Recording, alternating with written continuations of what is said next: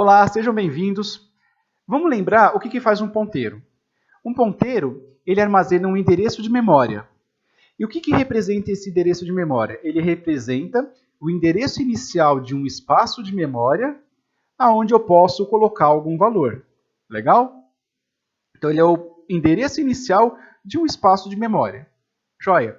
Como a gente fazia para trabalhar com ponteiros até o momento? A gente primeiro declarava uma variável de algum tipo qualquer. O que acontece quando se declara uma variável? É reservado um espaço de memória que tem um endereço inicial. E esse espaço é o suficiente para caber o valor do tipo que eu declarei. Então, se eu declarei uma variável de um tipo int, vão ser reservados 4 bytes de memória. Legal?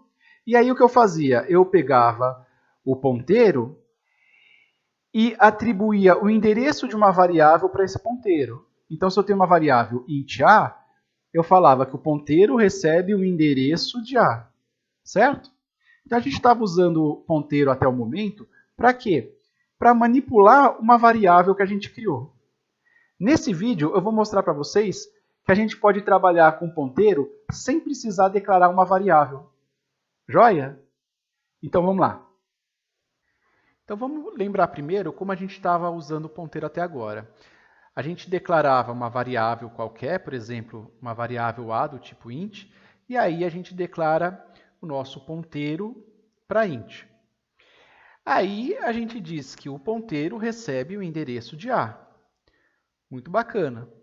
Uma vez que a gente tem um ponteiro apontando para a variável a, eu posso usar o operador de desreferência para colocar um valor na variável a. Então, a gente usa um ponteiro para alterar o valor de uma outra variável. Vamos recordar também o que acontece na memória usando a tabela da direita. Então, quando a gente declara a variável a, essa variável a passa a representar um endereço de memória, como, por exemplo, 55FF20. Quando a gente declara a variável p, que é um ponteiro, ele também representa um endereço de memória, por exemplo, 55FF1C, supondo que seja um sistema operacional de 32 bits. E aí, quando a gente coloca que B recebe o endereço de A, então o novo valor de P é o próprio endereço de A, que é 0055FF20. E quando a gente usa o operador de desreferência, a gente está atribuindo, na verdade, esse valor 10 ao endereço apontado pelo ponteiro. Como o ponteiro aponta para a variável a, a gente está atribuindo o 10, na verdade, para a própria variável a. Agora a gente vai usar um ponteiro sem precisar declarar a variável a, no nosso caso aqui. Então a gente tem que lembrar, se a gente quer usar um ponteiro, a gente precisa reservar um espaço de memória. No nosso caso aqui, como é um ponteiro para int, então a gente tem que reservar um espaço de memória que caiba um número inteiro. E aí a gente precisa descobrir qual que é o endereço inicial desse espaço de memória, que é exatamente o que acontece quando a gente declara a nossa variável a. Como é que a gente faz isso sem declarar a variável? A gente usa uma função chamada malloc ou calloc, malloc ou calloc. A gente vai usar aqui primeiro o malloc. Para usar a função malloc, a gente precisa passar entre parênteses a quantidade de espaço que a gente quer reservar.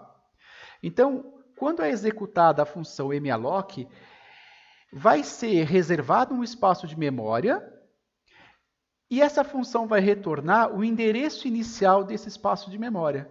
Como a gente usou malloc de 4, então vão ser reservados 4 bytes de memória e vai ser retornado para o meu programa o endereço inicial desses 4 bytes de memória. E aí o P vai receber esse endereço. Só que eu preciso também identificar de qual tipo é esse endereço de memória. E como é que eu faço? Usando o casting, dessa forma que está aí. Então, vamos interpretar essa linha. A função malloc, quando for executada, vai reservar um espaço de memória, aí no caso 4 bytes, e ela vai retornar o endereço inicial. Em seguida, isso que está entre parênteses, esse int asterisco, vai informar para o nosso programa que esse endereço que está sendo retornado é um endereço para um inteiro.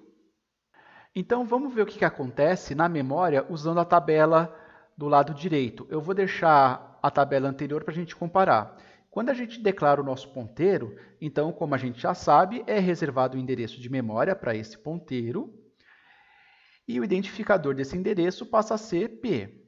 Quando é executada a função malloc, em um outro espaço de memória, que não é mais em continuidade ao endereço anterior, vão ser reservados 4 bytes. Como esse endereço que foi reservado não possui um identificador, então eu vou colocar entre o sinal de menor e maior que ele foi reservado usando o malloc. E o que vai acontecer? A função malloc vai retornar esse endereço de memória, que aí no nosso exemplo é esse aí que eu coloquei, 99E00. E esse endereço retornado vai ser atribuído à variável ponteiro. Então, agora, o meu ponteiro não vai apontar para uma outra variável que eu declarei. O ponteiro vai apontar para esse endereço que eu reservei usando o malloc. Agora, se eu usar o operador de desreferência asterisco P recebe 5, esse valor 5 ele vai ser atribuído a qual posição de memória? A posição de memória que foi reservada pelo malloc. Se eu der um printf agora do endereço do malloc, que é o endereço apontado pela variável P, vai aparecer o 5. Se vocês fizerem a comparação com o exemplo anterior em que a gente usou uma variável, é muito parecido. A função aqui é a mesma. Eu usei um ponteiro para colocar um valor em um outro endereço de memória. Qual que é a diferença? Que no primeiro exemplo, esse outro endereço de memória é uma variável que eu declarei anteriormente, e nesse segundo exemplo, eu estou colocando esse valor em um endereço que eu reservei usando a função malloc. Então, eu não precisei declarar uma outra variável para isso. Um detalhe importante é que a função malloc ela vai reservar um espaço de memória, mas ela não vai zerar o que tiver dentro desse espaço de memória. Então, se tiver algum lixo dentro desse espaço de memória, esse lixo vai continuar lá. Existe uma outra função chamada calloc ou calloc, que ela faz a mesma coisa que o malloc, quer dizer, ela reserva um espaço de memória, só que ao mesmo tempo ela zera esse espaço de memória. Então ela coloca um monte de zeros dentro desse espaço, que a gente chama de inicializar. Eu vou mostrar para vocês como funciona o calloc agora. O calloc usa 2 argumentos. O primeiro argumento é a quantidade de elementos que eu quero alocar. Então, como eu quero alocar um valor só dentro do espaço, então eu coloco 1. E depois, quantos bytes ocupam esse elemento. Reparem que o resultado aparentemente é o mesmo. Aqui no nosso exemplo foi o mesmo, usando o malloc ou calloc. Qual que é a diferença? É que o calloc primeiro zerou o espaço de memória. Reparem, ó, eu tirei aquela linha do asterisco P recebe 5 e com o calloc retornou 0, porque o calloc zerou aquele espaço primeiro. Se eu usar o malloc, olhem o que vai acontecer quando eu executar. Como o malloc não zera o espaço de memória, então quando eu der o asterisco P, ele vai retornar o valor que está dentro daquele espaço de memória e vai trazer um lixo. Então, reparem aqui, né? O malloc trouxe o endereço de memória que não foi zerado, então o P recebe o endereço do malloc. Aí, quando eu fui imprimir o asterisco P, o que aconteceu? Ele foi lá no endereço reservado pelo malloc e trouxe os bytes que estavam lá e transformou aquilo no int. Por isso que veio aquele número bizarro, porque ele trouxe o lixo de memória. Já utilizando o calloc, eu não tenho esse problema, porque o calloc ele reserva o endereço e zera aquele espaço lá.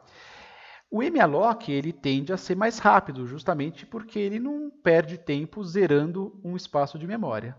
Então, o malloc ele é um pouco mais rápido do que o calloc. A gente vai usar nos nossos exemplos o malloc.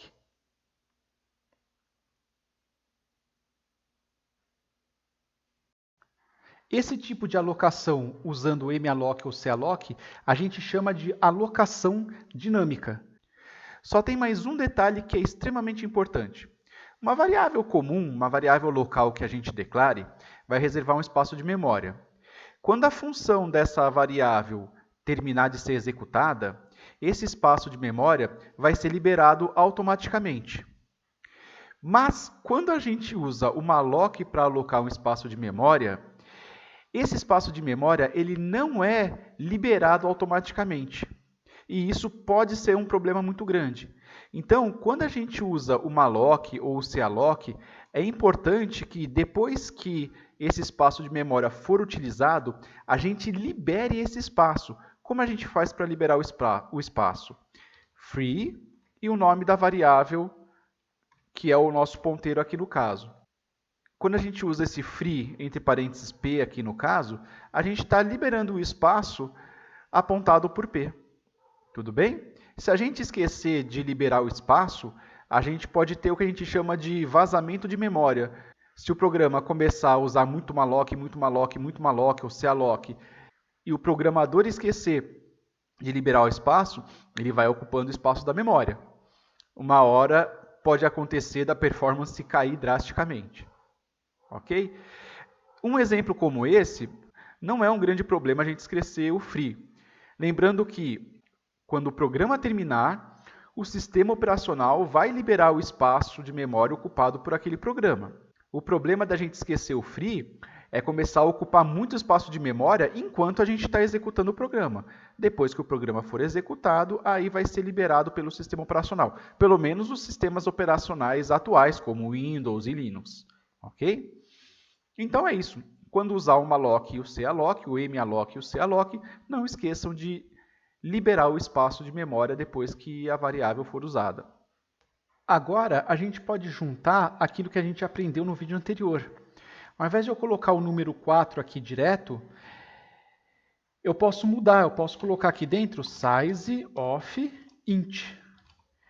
Aí eu garanto que sempre vai me trazer o valor correto. Eu não preciso lembrar qual que é o tamanho do número inteiro, do float ou do double, ok? Colocando aqui direto size of int, essa função, quando for executada, vai retornar o número 4. E aí, o que vai ser passado como argumento na função malloc é o número 4. Bacana? E aí, se eu for alocar um espaço para um double, eu coloco size of double e assim por diante. Muito bem? Agora, nos próximos vídeos, nós vamos fazer bastante exercícios e, em seguida, eu vou mostrar qual que é a aplicação da alocação dinâmica. Só para adiantar um pouquinho, a alocação dinâmica é bastante usada em estrutura de dados. Ok? Então, beleza, pessoal. Até a próxima.